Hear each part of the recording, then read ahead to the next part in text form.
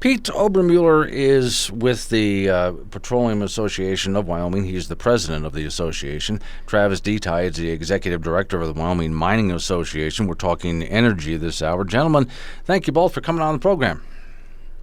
Thanks, Glenn. Right, thanks for having us.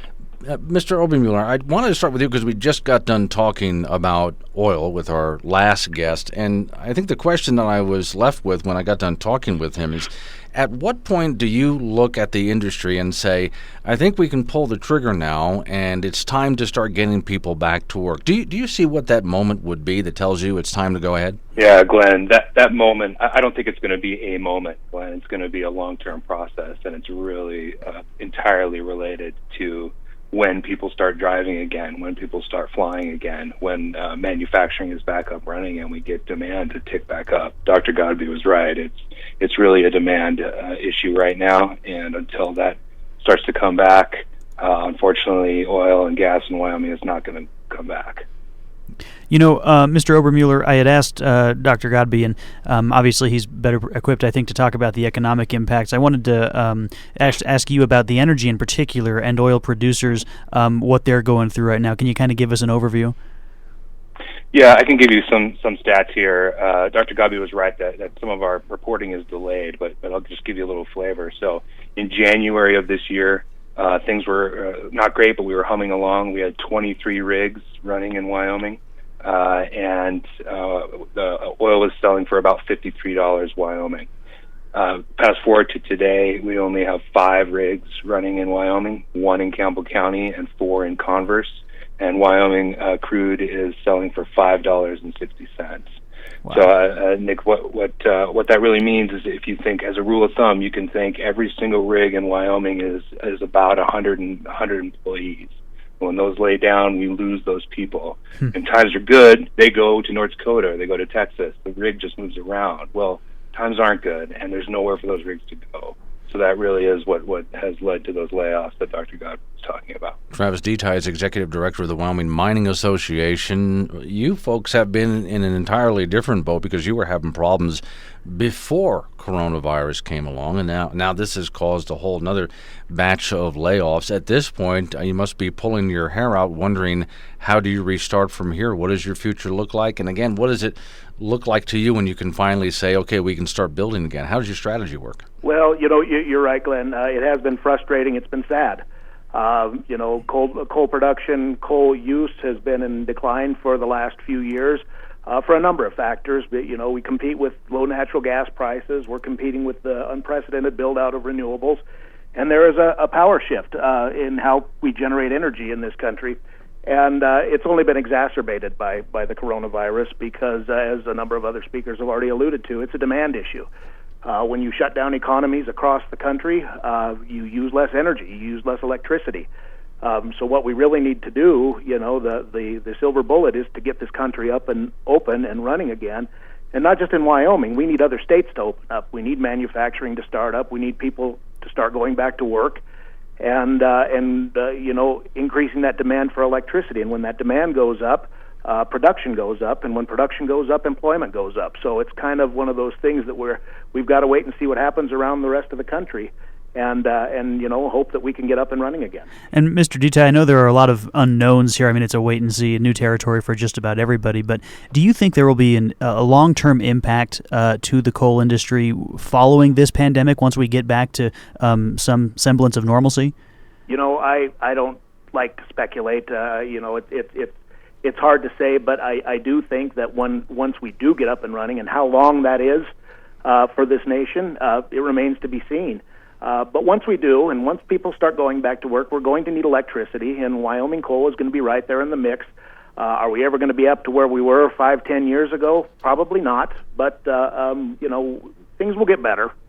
And with the coal industry, part of the issue over the last several years, if not longer, has been government subsidizing renewable energy sources and that competition of course, natural gas as well. Do you feel that the state or federal government should play a greater role in supporting the coal industry? Well, we would certainly like to see something, the federal government do something, and where we pushed in recent years is the technology front. And federal and state support for the development and deployment of viable carbon capture and use and storage technology. That's a key for keeping our coal resource viable. That's where the federal government can help. That's where the state government can help. And we feel that there has been some support on that front. We would certainly appreciate more. But a leveling of the playing field with heavily subsidized renewables would be helpful. Mr. Obermuller, when you guys come back and finally do get to work, which is going to happen, I guess there were certain parts of your industry that are just going to have to do business a bit differently. I don't necessarily picture people working on oil rigs wearing masks and gloves and other things like that, or do they? What does that look like? Yeah, they've out on the rigs, they can generally stay distance unless they have to be working specifically on the deck itself. And then they have companies across Wyoming have taken all the steps necessary to keep their employees safe, keep distancing as much as possible, and then wear masks while you have to be close. So that's been a little bit of a challenge. But they have done, following the governor's guidance, CDC's guidance, the Department of Health have taken every steps necessary to keep employees safe. What about on the oil rigs, Mr. Detai? I'm sorry, let me go back to wrong one. What about Mr. Detai in the coal mines? Does that look different? Glenn, doing the same thing. I mean, we know that mining in this state, as well as oil and gas production, we're essential. We've got to keep those operations up and running, and in order to do so, we have to provide appropriate conditions for our workforce. So our mining operations are doing much of the same thing, following the guidance from the CDC and the State Department of Health, putting extra things into place, such as restrictions on vendors and visitors, staggering shifts as when miners arrive at the mine sites, practicing social distancing, and increasing the use of protective equipment like masks and gloves.